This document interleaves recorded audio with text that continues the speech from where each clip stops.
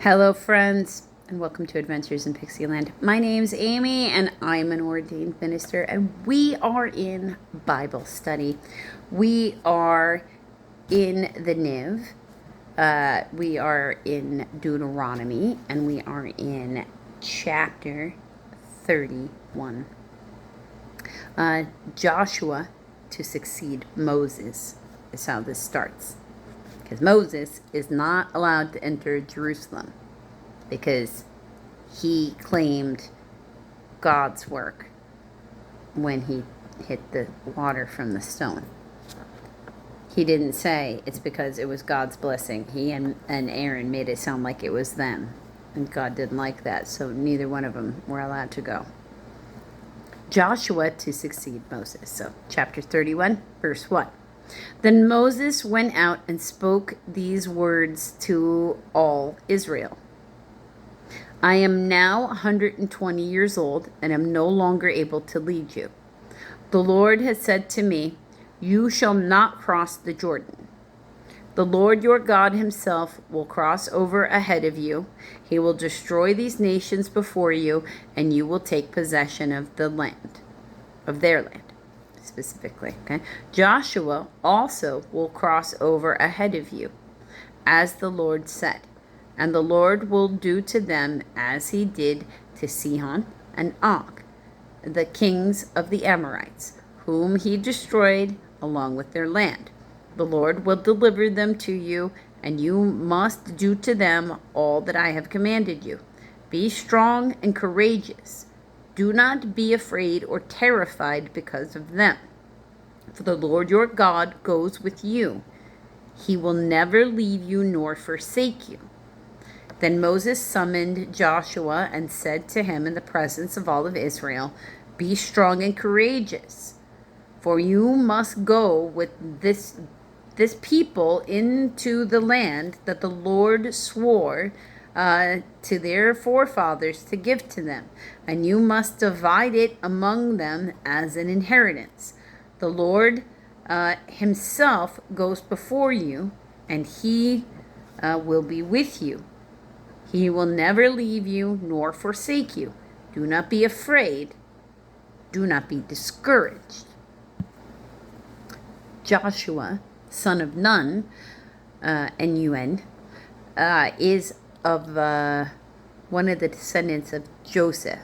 I do believe he's from the tribe of Manasseh, but I know he's a descendant of Joseph. So, prophet, especially during this time frame, prophet being that term they're using, does not need to be from the Levitical tribe, because they're from a bunch of different tribes as we get into the prophets, because that's a series of books. The major prophets and the minor prophets are all in the Old Testament, and we'll get to them.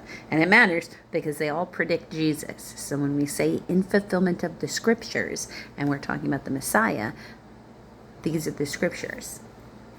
The reading of the law. Verse 9.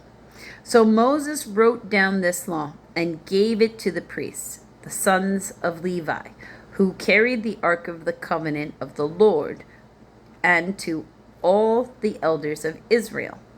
Then Moses commanded them, at the end of every 7 years, in the year of canceling debts, during the Feast of Tabernacles, when all Israel comes to appear before the Lord your God at the place he will choose, you shall read this law before them in hearing.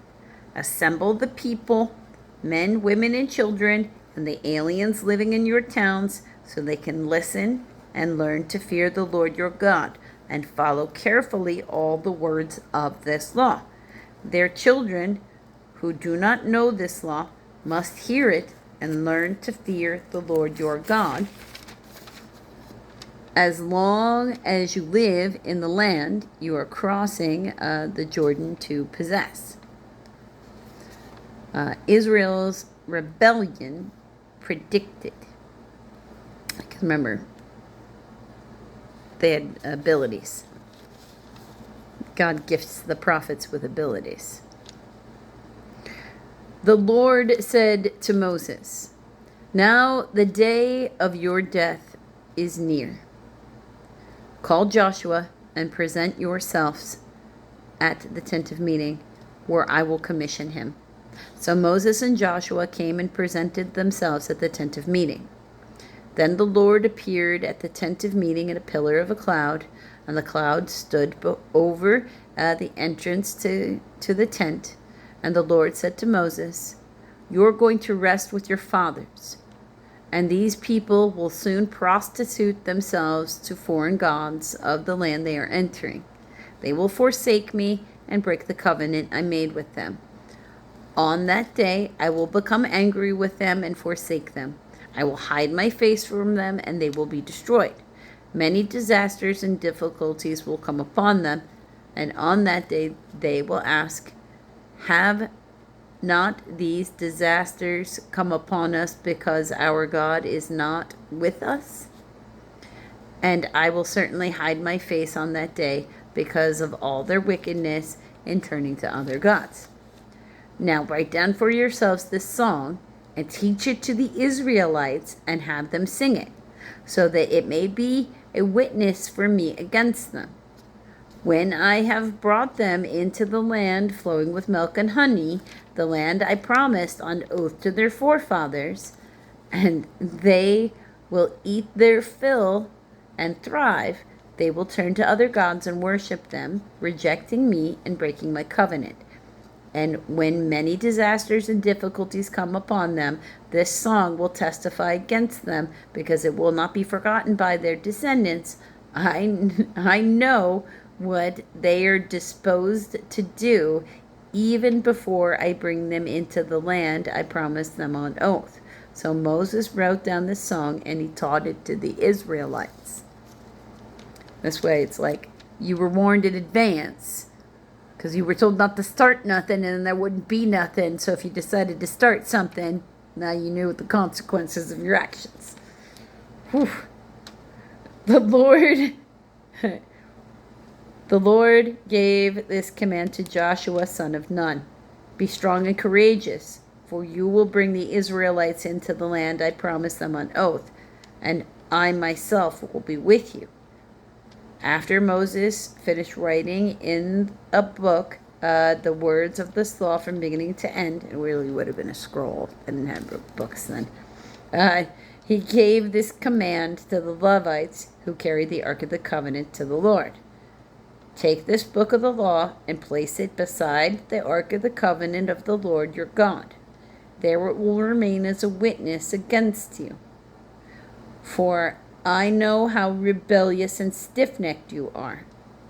If you have been rebellious against the Lord while I am still alive and with you, how much more will you rebel after I die?